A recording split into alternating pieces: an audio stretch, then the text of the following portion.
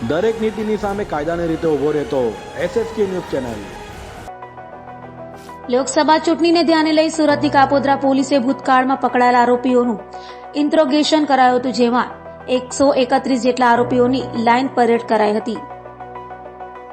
આગામી લોકસભાની સામાન્ય ચૂંટણી સમયે ગુનાખોરી તથા અસામાજિક પ્રવૃત્તિઓ કરનાર ઇસમો વિરુદ્ધ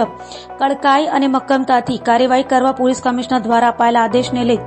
સુરતની કાપોદ્રા પોલીસ દ્વારા લોકસભા ચૂંટણીને લઈ કાપોદ્રા વિસ્તારમાં કાયદો અને વ્યવસ્થા જળવાઈ રહે તથા શાંતિપૂર્ણ માહોલમાં લોકસભા ચૂંટણી યોજાય તે માટે ભૂતકાળમાં વિવિધ ગુનાઓમાં પકડાયેલા આરોપીઓની ઇન્ટ્રોગેશન પરેડ રાખી સંવેદનશીલ વિસ્તારમાં કોમ્બિંગનું આયોજન કર્યું હતું, જેમાં 131 આરોપીઓનું ઇન્ટ્રોગેશન કરાયું હતું।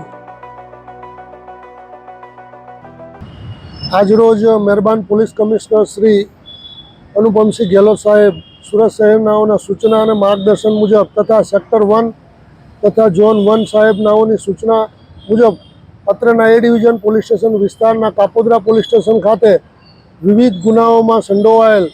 જેમ કે મિલકત સંબંધી, શરીર સંબંધી, પોસ્ટના HS, MCR કાર્ડ તથા મારામારી અને ટપોરી જેવા ગુનેગારોને અત્રેના પોલીસ સ્ટેશને બોલાવી તમામ આરોપીઓની ઓળખ કરવામાં આવેલ છે અને પોસ્ટના તમામ પોલીસ માણસોને એ આરોપીને ઓળખ કરાવી તેઓના ઇન્ટ્રોગેશન ફોર્મ ભરવામાં આવેલ છે અને આગામી લોકસભા ચૂંટણી આવતી હોય જેમાં કાયદો અને વ્યવસ્થા જળવાઈ રહે તે હેતુસર તેઓને સૂચનાઓ આપવામાં આવેલ છે। દરેક નીતિની સામે કાયદાની રીતે ઊભો રહેતો SSK ન્યૂઝ ચેનલ।